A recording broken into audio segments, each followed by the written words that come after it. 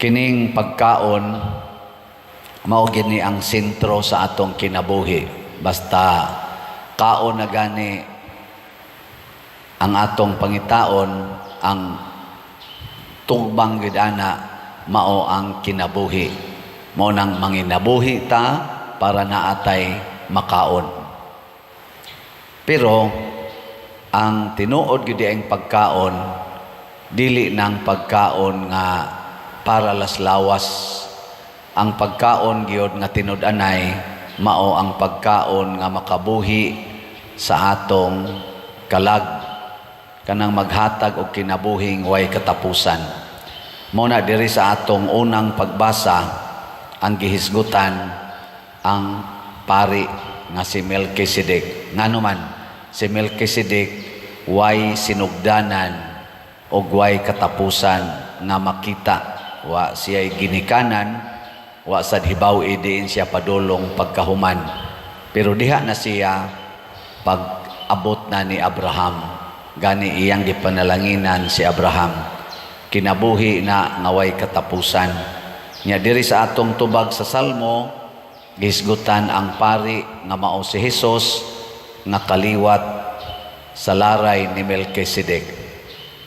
Pasabot ang pagkapari di ay mao di ay tinuod nga maghatag og kinabuhing way katapusan.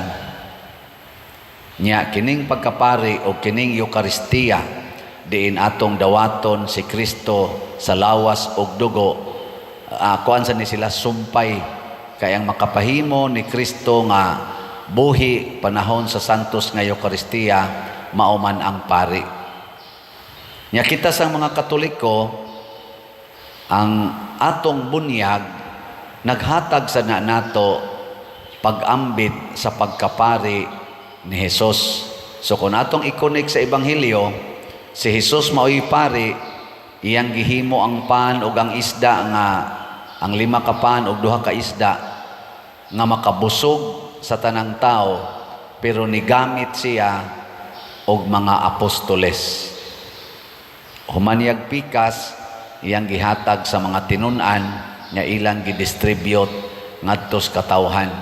Muna kami sang mga pari sama nako nahimo sad kong kaliwat ni Melchizedek. Niambit ko sa pagkaway katapusan, way sinugdanan sa pagkapari ni Kristo. Ug mao ni ang makabusog sa kalibutan.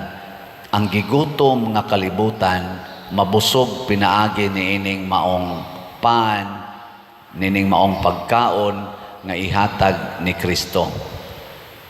Kining Eucharistia mao ni siya ang simbolo sa pan. Pero sama sad sa mga apostoles, pag-abot na gid silang kinabuhi, sila mismo nahimo sang pagkaon ngadto sa uban. O giunsa man nila pagpakaon ang mga tao sa dihang wa na si Kristo, ilang gipuy-an ang ilang kinabuhi isip mga pari. Di ba ang pari mangitig pakalawat, no? Nalan tayo Eucharistic lay ministers nga mutabang-tabang, pero tungod na sa pari nga may hatag nilag authority. So ang pari gitig pakaon. So kining pagpakaon trabaho ni pari. Kamong mga inahan nga ni aron dinhi, mipakaon ba mo sa inyong mga anak? Mipakaon mo? Kana pari mo. Ang amahan, mipakaon ba sa mga anak? Kana pari sagka.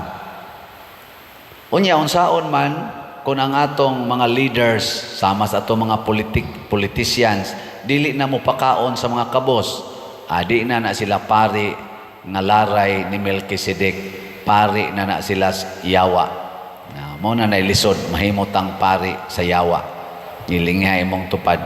Inakinsa man kang pari ron. Pari ka ni Jesus o pari siyawa. Nana. Nindot kay na siya kay makacheck ta. Mao bitaw nga ang pari doon na siya duha ka functions nga akong isigig tudlo. Og unsa may function sa pari or functions kana yung double A, ampo ug antos. Ang ampo kining mga pangadjion, kining misa, nya inig-translate ni ini adto na nis pag-antos ug unsa may antosono nato ang pag-alagad sa atong isig katawo, ang pagpakaon. Alagad pagpakaon nila og pagkaon nga langit nun o pagkaon nga lawas nun. Kana ihatag ina nato. Unsa maroy gikinahanglan sa atong parokya? Unsa man? Slot. Nya kamo sang naay slot, inyong pakanon ang parokya. Namo ikapalit og slot. Atong si Tio para tukod na tog balay kay kuwangan pamtag balay. O sige patarog koan. Hatag katong slot nato sa miaging pista, bahala nagwa to mahurot. Basta wa na to, close na to. Pero karon ato si Tio inana. Sige lang yapon taghatag haron ma-exercise ang pagkapari. Kanang inyong silingan nga gigutom, kanang inyong silingan nga way balay, og inyo nang butangag balay, takuran ninyo arang-arang nga balay, nya inyong pakanon, na-exercise ang pagkapari.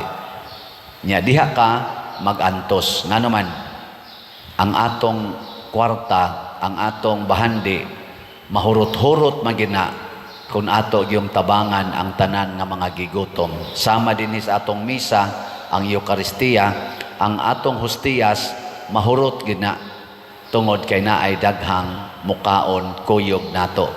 Pero ay kabalaka, ang Ginoo say muhatag ana og bendisyon aron di ta mahutdan.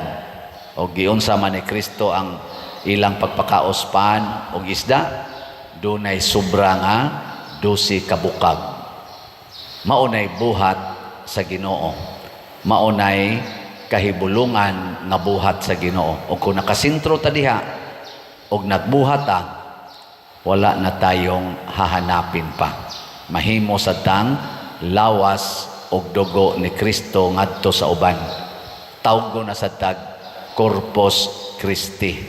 Kaya nga naman, nahimo sa tang pagkaon, nahimo tang pari ngadto sa atong isig katawo.